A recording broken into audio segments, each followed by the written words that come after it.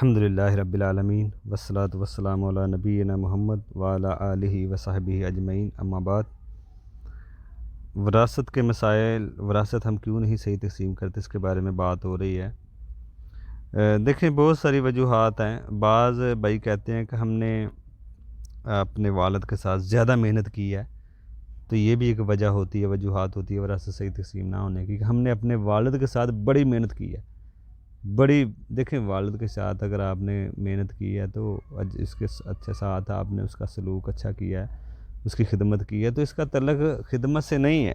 ہاں، اگر آپ نے والد کے مال کو آگے بڑھایا ہے تو والد سے کوئی محنت آنا زندگی میں لے لیں، کوئی مسئلہ نہیں ہے۔ تو وراثت کے حساب سے آپ چھیڑ چھاڑ نہ کریں، زیادہ کی ڈیمانڈ نہ کریں۔ آپ زندگی میں باپ سے کچھ اپنے محنت کے عوض کچھ لے لیں، کوئی مسئلہ نہیں ہے۔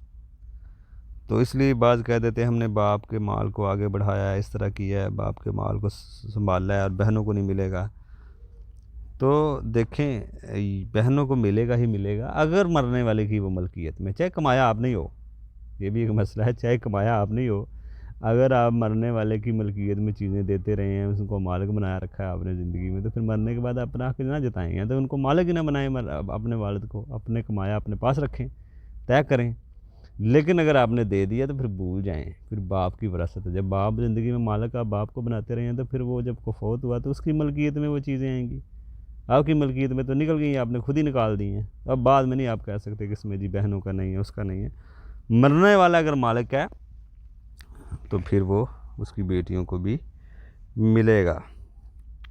ہاں، اگر بھائیوں نے اپنا کمایا ہو تو پھر نہیں ملتا۔ اگر انہوں نے یہ شکل طے کی ہو ہمارا الگ ہوگا، ہم نے اپنا کمایا باپ کو نہیں دیا، تو وہ تو بہنوں کی وراثت نہیں نہ بنے گی۔ بیٹوں کی کمائی باپ کی وراثت نہیں بنتی، لیکن اگر بیٹے کما کے باپ کو ہی دے دیں، مالک ہی بنا دیں، ہبہ کر دیں، تو پھر انہوں نے تو اپنی ملکیت سے نکال دی چیز، تو پھر نہیں ہم کہہ سکتے جی باپ مالک نہیں، پھر باپ ہی مالک ہے۔ لیکن بیٹوں نے اپنا ذاتی کمایا ہے، باپ کے اس سے کوئی لنک نہیں ہے، اور بیٹوں نے الگ رکھا ہے اپنا، تو وہ باپ کی وراثت ماں کی کیسے بنے گی؟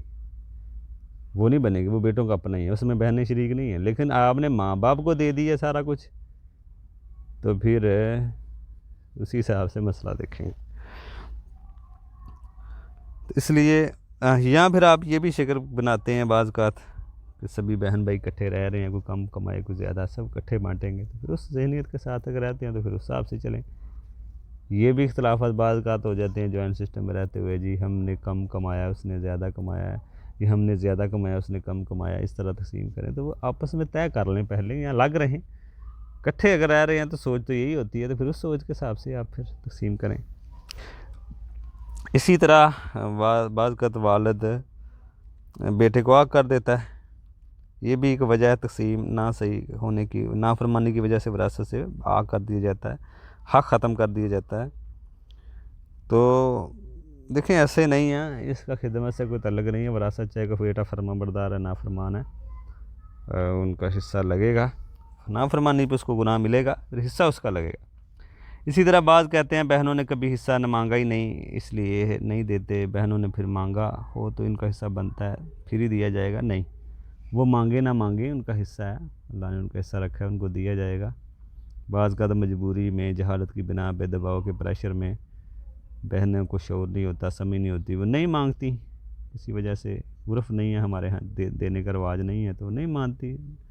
لوگ کیا کہیں گے، کوئی باتیں کریں گے لوگ ہم سے، تو وہ نہیں مانگتی۔ تو ہم یہ نہیں کہیں گے کہ انہوں نے مانگا نہیں تو ان کو حصہ ہی نہیں ہے، جب تک وہ زندہ ہے اپنا حصہ مانگ سکتی ہیں۔ اگر انہوں نے معاف ہی کرنا ہے تو پہلے ان کو دے دے، وہ بھی لے لے پہلے اپنے ہاتھوں میں، بعد میں نہیں ضرورت تو دے دیں کسی کو۔ شریعت کسی کو مال دینے سے تو نہیں نہ روکتی، لیکن ایک طریقہ ہے۔ اسی طرح بیٹی کو بعض یہ بھی بہانہ ہوتا ہے وراثت صحیح تقسیم نہ ہونے کا، جی بیٹی کو جہیز دے دیا۔ اس کے بارے میں ہم انشاءاللہ آگے دیکھتے ہیں، اس کی بھی بات کہ یہ جو جہیز کا مسئلہ ہے، انشاءاللہ اس میں آگے ہم بات کریں گے۔